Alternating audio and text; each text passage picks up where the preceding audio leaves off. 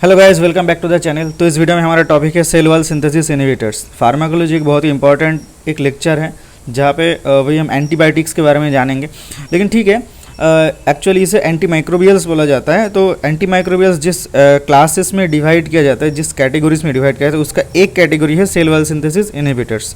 पहले वो क्लासिफिकेशन देख लेते हैं एंटी माइक्रोबियल्स का। एक आता है सेल वॉल सिंथेसिस इनहिबिटर्स, दूसरा आता है cell membrane synthesis inhibitors, cell membrane, ठीक है, बैक्टीरिया में सेल मेम्ब्रेन, और ये सेल वॉल सिंथेसिस। तीसरा क्या है, प्रोटीन सिंथेसिस इनहिबिटर्स। तीसरा है फोलेट, एंटीफोलेट ड्रग्स, ठीक है, एंटीफोलेट ड्रग्स। और चौथा फिफ्थ है तुम्हारा डीएनए गाइरेज इनहिबिटर्स।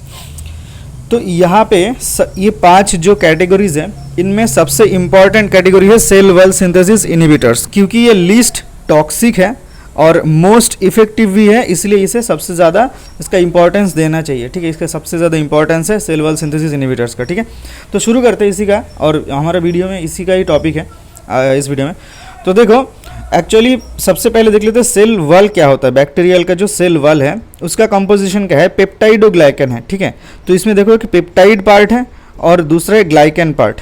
तो पेप्टाइड मतलब पेप्टाइड एक, और ग्लाइकन मतलब ग्लाइकोसमाइनोग्लाइकन, ठीक है, ग्लाइकन मतलब ग्लाइकोसमाइनोग्लाइकन। तो देखो, और हाँ, और एक इंपॉर्टेंट बात, ये सेल वॉल जो सिंथेसिस होता है बैक्टीरिया में, वो कहाँ पे सिंथेसिस होता है, उसका साइटोप्लाज्म में। ये इंपॉर्टेंट एक बात है, बाद में बताएंगे क्यों ये इंपॉर्टेंट बात है, ठीक है। जब हम ड्रग्स के बारे में जानेंगे तभी इंपॉर्टेंट बात है, ये साइटोप्लाज्म में क्यों सिंथेसिस होता है, इसका इंपॉर्टेंस। ओके, तो पहले हम देख लेते हैं इसका सिंथेसिस कैसे होता है, cell wall, bacterial cell wall का सिंथेसिस कैसे होता है। तब जानेंगे उस पर कौन से स्टेप पे हम ड्रग्स लेकर के उसको इनहिबिट कर सकते हैं, सिंथेसिस को इनहिबिट कर सकते हैं। तो देखो, तो पेप्टाइड पार्ट पहले सिंथेसिस करते हैं, पेप्टाइड, ठीक है। पेप्टाइड पार्ट में क्या आता है, देखो, ये देखो हमारा पेप्टाइड का सिंपलेस्ट फॉर्म क्या होता है, अमाइनो एसिड्स। तो most of the amino acids are available in L form, okay, most of the amino acids are available in L form, but उनको कन्वर्ट होना होता है डी फॉर्म में। सेल वॉल सिंथेसिस मतलब स्टार्ट करने के लिए उसको डी फॉर्म में जाना होता है। तो डी एलेनिन, यहाँ पे एल एलेनिन से डी एलेनिन में कन्वर्ट करेगा जो एंजाइम, उसे हम बोलते हैं एलेनिन रेसिमेज। अब ये डी एलेनिन मॉलिक्यूल ही सेल वॉल में रहता है। अब देखो, ये पेप्टाइड चेन सिंथेसिस करता है, 1 2 3 4 ऐसे डी एलेनिन मॉलिक्यूल ऐड होकर के पेप्टाइड चेन सिंथेसिस करेगा, ठीक है। तो ये हो गया पेप्टाइड पार्ट। अब आएगा हमारा ग्लाइकन पार्ट। ग्लाइकन मतलब ग्लाइकोसमाइनोग्लाइकन। अब ग्लाइकोसमाइनोग्लाइकन कैसे, कौन सा होता है, यहाँ पे देखो, एन एसिटाइल ग्लूकोसामिन रहता है और एन एसिटाइल म्यूरोमिक एसिड रहता है, ये दोनों ग्लाइकोसमाइनोग्लाइकन पार्ट रहता है। अब ये जो है, ये दोनों हमारे जो बैक्टीरिया है वहाँ पे एन एसिटाइल ग्लाइकोसामिन इसको कन्वर्ट करता है एन एसिटाइल म्यूरोमिक एसिड में, जो एंजाइम वो है एनोल पाइरुवेट ट्रांसफरेज। ये एनोल पाइरुवेट ट्रांसफरेज एंजाइम इसको कन्वर्ट करता है एन एसिटाइल ग्लाइकोसामिन को एन एसिटाइल म्यूरोमिक एसिड में।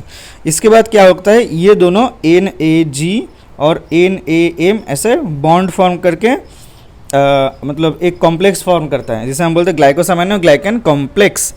ये इसके बाद क्या होता है, यहाँ पे ये पेप्टाइड पार्ट के साथ अटैच होता है, जो NAG और ये पेप्टाइड के पार्ट अटैच होगा, और NAM। तो देखो, ये एक यूनिट हो गया पेप्टाइड। हाँ, और एक बात यहाँ पे ये कंप्लीट अभी तक नहीं हुआ है। तो देखो, एक बात यहाँ पे बोलना भूल गया, फॉस्फोएनोल पाइरुवेट नाम के एक मॉलिक्यूल को ऐड होना पड़ता है इनएसिटाइल ग्लाइकोसामिन को इनएसिटाइल म्यूरोमिक एसिड फॉर्म करने में। और एक बात ये, यहाँ पे एक ग्लाइसिन ऐड होगा। देखो यहाँ पे एल एलेनिन से जो पेप्टाइड पार्ट में एक ग्लाइसिन मॉलिक्यूल भी ऐड रहता है। तो ग्लाइसिन के साथ ऐड होकर के पेप्टाइड मॉलिक्यूल सिंथेसिस होता है। तो यहाँ पे और एक ग्लाइसिन मतलब जी करके हम ऐड कर देता है, तो ये ग्लाइसिन। तो ये पूरा जो स्ट्रक्चर है, इनएसिटाइल ग्लाइकोसामिन म्यूरोमिक एसिड, ये ग्लाइकन पार्ट, और ये पूरा पेप्टाइड पार्ट है जहाँ पे डी एलेनिन है और ग्लाइसिन पार्ट है। पूरा को लेकर के एक यूनिट फॉर्म होता है। यही है हमारा बैक्टीरिया का जो सेल वॉल सिंथेसिस का जो यूनिट, सेल वॉल का यूनिट बोला जाता है, इसे पेप्टाइडोग्लाइकन यूनिट, ओके, इसे पेप्टाइडोग्लाइकन यूनिट बोलते हैं। अब देखो, ये तो सिंथेसाइज होता है कहाँ पे, बैक्टीरिया के सेल वॉल। मान लेते हैं ये सेल का अंदर वाला पार्ट है और ये है बाहर वाला पार्ट, ये बाहर है, एक्स्ट्रा सेलुलर पार्ट है। तो ठीक है, यहाँ पे रहेगा सेल मेम्ब्रेन, और सेल मेम्ब्रेन के बाहर रहेगा ना सेल वॉल, सेल मेम्ब्रेन के बाहर रहेगा सेल वॉल। मान लेते हैं ये वाला सेल वॉल पार्ट है, ये सेल वॉल पार्ट है, और ये वाला है सेल मेम्ब्रेन। तो इसको साइटोप्लाज्म तो सेल मेम्ब्रेन के अंदर रहता है, तो इसको बाहर में सेल वॉल में ट्रांसपोर्ट करने के लिए में सेल मेम्ब्रेन को क्रॉस करना पड़ता है। तो ये क्रॉस करने के लिए जो ट्रांसपोर्टर है वहाँ पे एक ट्रांसपोर्टर रहता है, इसे हम बोलते हैं बैक्टोप्रेनॉल, जिसे हम बोलते हैं बैक्टोप्रेनॉल ट्रांसपोर्टर, ठीक है। तो बैक्टोप्रेनॉल ट्रांसपोर्टर के थ्रू ये जो यूनिट है ये बाहर जाएगा, ठीक है। तो ऐसा 2 यूनिट, मान लो यहाँ पे और एक यूनिट को सजा देते हैं, यहाँ पे NAG NAM, और मान लेते हैं ये बाहर है, ये वाला पूरा पार्ट बाहर है, ठीक है, बाहर मतलब यहाँ पे जगह नहीं है तो अंदर दिखाते हैं, ठीक है। NAG NAM और ये DLA, ठीक है।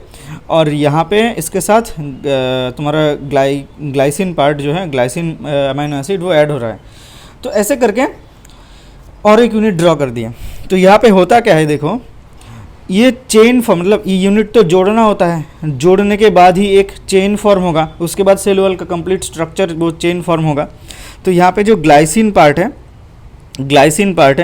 यहाँ पे DLA के साथ बाइंड करता है, ठीक है। ये भी ऐसे ही यहाँ पे ये जो पार्ट है प्रीवियस वाले के ग्लाइसिन पार्ट से DLA ऐड होगा, तो DLANine और ग्लाइसिन पार्ट ऐड होता है, पेप्टाइड मतलब वो क्रॉस लिंकिंग होता है, इसे हम बोलते हैं क्रॉस लिंकिंग। ये पार्ट कहाँ पे, तो ये साइटोप्लाज्म में नहीं होता है, बाहर होता है, यहाँ पे जगह नहीं है, मैं इसलिए अंदर दिखा रहा हूँ। 2 ऐसे पार्ट सब यूनिट, मतलब जो यूनिट है पेप्टाइडोग्लाइकन यूनिट, बाहर जा करके सेल मेम्ब्रेन के बाहर जा करके ये दोनों ऐड होकर के एक चेन फॉर्म करते हैं, जिसे हम बोलते हैं वो ऐसे चेन फॉर्म करने से सेल वॉल का कंप्लीट स्ट्रक्चर फॉर्म होता है, एक सेल वॉल मतलब बैक्टीरिया का पूरा सेल वॉल फॉर्म होता है, ठीक है। इसे हम बोलते हैं क्रॉस लिंकिंग। और जो एंजाइम यहाँ पे ये काम करता है उसे हम बोलते हैं ट्रांसपेप्टिडेज एंजाइम यहाँ पे क्रॉस लिंकिंग में हेल्प करता है। अब देख लेते हैं कहाँ पे, यह है पूरा हमारा सेल वॉल सिंथेसिस का प्रोसीजर, फिजियोलॉजी, तो मैकेनिज्म है ये। अब यहाँ पे ये देखना है कि यहाँ पे कहाँ हमारा जो ड्रग्स है वो डिज़ाइन करके ऐड किया जाता है, ठीक है। तो सबसे पहले आते हैं ये वाला पार्ट में, देखो किधर गया, एल-एलानिन से D-एलानिन, ठीक है। तो हमें सेल वॉल सिंथेसिस के लिए सबसे पहले एलानिन रेसिमेस का चाहिए होता है ज़रूरत, क्योंकि ये एल-एलानिन से D-एलानिन अगर कन्वर्ट नहीं होगा तो यूनिट फॉर्म नहीं कर पाएगा, ठीक है, पेप्टाइडोग्लाइकन यूनिट, क्योंकि वहाँ पे D-एलानिन चाहिए होता है। तो एलानिन रेसिमेस को इनहिबिट करता है कौन सा ड्रग, एलानिन रेसिमेस इनको इनहिबिट करता है, देखो एलानिन रेसिमेस, साइक्लोसेरिन, ठीक है, साइक्लोसेरिन नाम के जो ड्रग है ये एलानिन रेसिमेस को इनहिबिट करता है, मतलब एल-एलानिन से D-एलानिन में कन्वर्ट होने में इनहिबिट करता है। और दूसरा देखो यहाँ पे ये इनोल पाइरूवेट ट्रांसफरेज, ये क्या कर रहा है, एन-एसिटाइल ग्लूकोसामिन को एन-एसिटाइल म्यूरोमिक एसिड में कन्वर्ट कर रहा है। तो इसको इनहिबिट करता है कौन सा मॉलिक्यूल, देखो फॉस्फोमाइसिन, ये दोनों ड्रग है। ये इनोल पाइरूवेट ट्रांसफरेज को इनहिबिट कर रहा है, मतलब एन-एसिटाइल ग्लाइकोसामिन से NAG से यहाँ पे NAM में कन्वर्ट होने में इनहिबिट करता है। तो इसका मतलब वो सेल वॉल सिंथेसिस में इनहिबिट होगा। तो ये कौन सा है, फॉस्फिडोमाइसिन, ठीक है। इसके बाद आते हैं, देखो इम्पॉर्टेंट ये पॉइंट है, ये जो बोले थे ना यहाँ पे, ये वाला एक ट्रांसपोर्टर है जिसके थ्रू ये पूरा यूनिट जो मॉलिक्यूल का जो सेल वॉल का जो यूनिट है वो पास करता है सेल मेम्ब्रेन से बाहर जाने में, जिसे हम बोलते हैं बैक्टोप्रेनॉल। तो बैक्टोप्रेनॉल को इनहिबिट करता है कौन, बेसिट्रासिन, ठीक है, बेसिट्रासिन नाम के जो ये हमारा ड्रग है, तो ये हमारा बैक्टोप्रेनॉल को इनहिबिट करता है, बेसिट्रासिन। तो तीसरा ड्रग हो गया बेसिट्रासिन। अब आ जाते हैं, देखो ये जो D-एलानिन है, ये वाला जो टर्मिनल D-एलानिन जो है, इसको इनहिबिट करता है एक ड्रग, चौथा क्लास का ड्रग, इसको हम बोलते हैं ग्लाइकोपेप्टाइड्स। उसका एक एग्जांपल, सबसे ज़्यादा इंपॉर्टेंट एग्जांपल जो है वो है हमारा वैंकोमाइसिन, ठीक है। तो चौथा ड्रग। और फिफ्थ सबसे इंपॉर्टेंट बीटा लैक्टम्स, यही सबसे इंपॉर्टेंट क्लासेस ऑफ ड्रग्स हैं सेल वॉल सिंथेसिस इनहिबिटर्स में। वो क्या करता है, देखो ट्रांसपेप्टिडेज जो एंजाइम है जो क्रॉस लिंकिंग में हेल्प करता है। अगर क्रॉस लिंकिंग ही नहीं होगा तो सब यूनिट अलग अलग करके रहेगा। जो यूनिट है तुम्हारा तुम्हारा यूनिट ऑफ सेल वॉल जो है ग्लाइकोसामाइनो ग्लाइकन प्लस पेप्टाइड का जो एक यूनिट है वो अलग अलग रहेगा, जोड़ेगा नहीं, तो सेल वॉल सिंथेसिस नहीं होगा। ये और वो करता है ट्रांसपेप्टिडेज, इसको ब्लॉक करते हैं जो ड्रग्स, उसको हम बोलते हैं बीटा लैक्टम्स, ठीक है, बीटा लैक्टम्स बोलते हैं। उनमें से आता है पेनिसिलिन, सेफालोस्पोरिन, मोनोबैक्टम्स एंड कार्बापेनेम्स, ये ट्रांसपेप्टिडेज इनहिबिट करता है, ठीक है, ट्रांसपेप्टिडेज को। क्योंकि ट्रांसपेप्टिडेज में आकर के पेनिसिलिन बाइंड करता है, तो इसे ट्रांसपेप्टिडेज को पेनिसिलिन बाइंडिंग प्रोटीन भी बोला जाता है, पेनिसिलिन बाइंडिंग प्रोटीन पीबीपी, और पेनिसिलिन बाइंडिंग प्रोटीन ट्रांसपेप्टिडेज एंजाइम को, ठीक है। और इस वीडियो में हमको इतना ही बताना था। आई थिंक आपको समझ में आ गया होगा, और अगर कोई कन्फ्यूजन रह गया हो तो कमेंट कीजिए प्लीज़, और इस वीडियो को शेयर कीजिए, सब्सक्राइब कीजिए अगर अच्छा लगे तो। मिलते हैं नेक्स्ट वीडियो में, टिल देन गुड बाय।